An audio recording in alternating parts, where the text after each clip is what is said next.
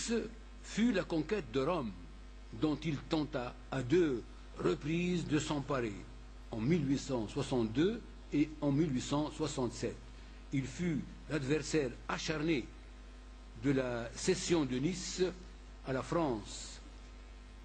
En 1870, il vint en France combattre contre l'Allemagne pour la cause de la République universelle. Voilà donc un portrait tel que nous l'avons nous-mêmes appris quand nous étions enfants. Puis alors, il nous parle aussi du chef républicain Garibaldi, qui, après avoir, en 1860, Garibaldi a entrepris de libérer l'Italie du Sud, dont le souverain se refusait obstinément à toute concession. Secrètement soutenu par Cavour, il organisa un corps de volontaires, les 1000, ou chemises rouges, avec lesquelles il se jeta sur la Sicile. Vous voyez donc ce que nous avons, nous, appris déjà à cette époque-là. Et en fait, ça nous a fait aimer Garibaldi déjà, parce que nous étions à cette époque-là en pleine ébullition. Nous voulions nous battre aussi pour notre indépendance, et nous considérons Garibaldi comme quelque chose, porteur de flambeau pour la liberté, pour l'indépendance, et que par conséquent, c'était pour nous, déjà jeunes lycéens, était pour nous un exemple à suivre. C'était émouvant, et il faut dire, et je me rappelle aussi les discussions que j'avais avec mes camarades de classe, nous aimions déjà Garibaldi. C'était quelque chose d'extraordinaire. Eh bien entendu, aujourd'hui, c'est pour nous une joie immense, et dans une grande sérénité que nous célébrons, que nous participons avec nos amis italiens pour célébrer cette fête, la fête de la liberté, de la solidarité, des droits de l'homme.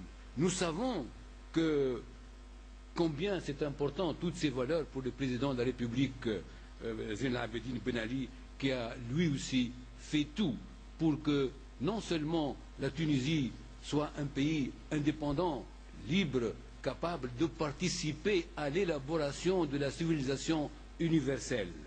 Eh bien, vous voyez, nous sommes...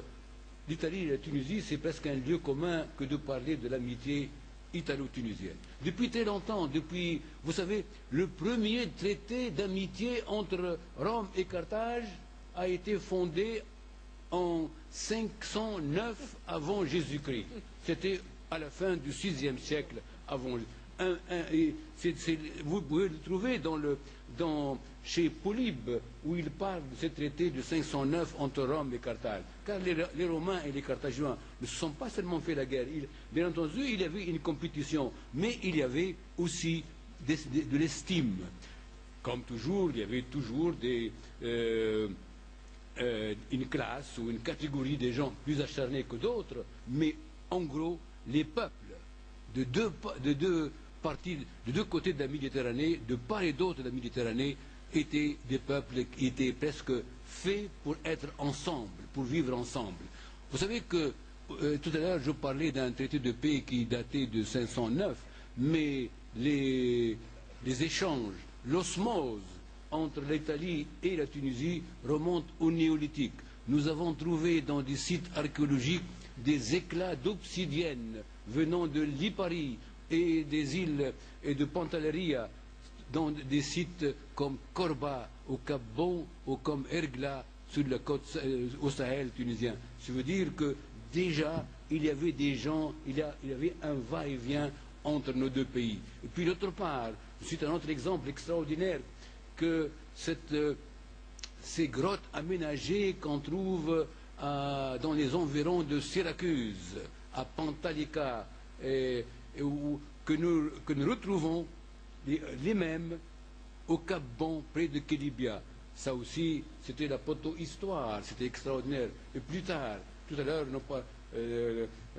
l'honorable Paul Vérard, il disait qu'il y avait la Tunisie, terre d'accueil. En effet, ça a été toujours une terre d'accueil.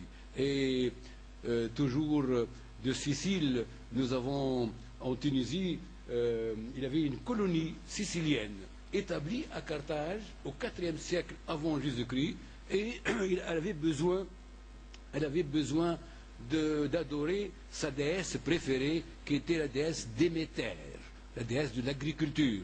Nous savons aujourd'hui d'ailleurs combien l'agriculture est devenue importante et qu'il va falloir pratiquement renouveler le culte de Déméter pour que nous puissions retrouver une solution à nos problèmes maintenant de céréales. C'était le symbole de Déméter était l'épi de blé, le blé nécessaire à toute l'humanité. Un peuple qui dispose du blé, de l'huile et de l'eau peut ne rien craindre et de pouvoir survivre. En tout cas, il y avait donc cette colonie qui voulait avoir pratiquer son culte pour Déméter.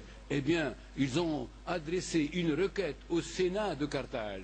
Et le Sénat de Carthage a légiféré, et a donné, disons, son accord en faveur de la construction d'un temple qui n'est pas très loin. Il est pas loin d'ailleurs du palais présidentiel, dans cette zone qu'on appelle Sainte-Monique il y a auparavant.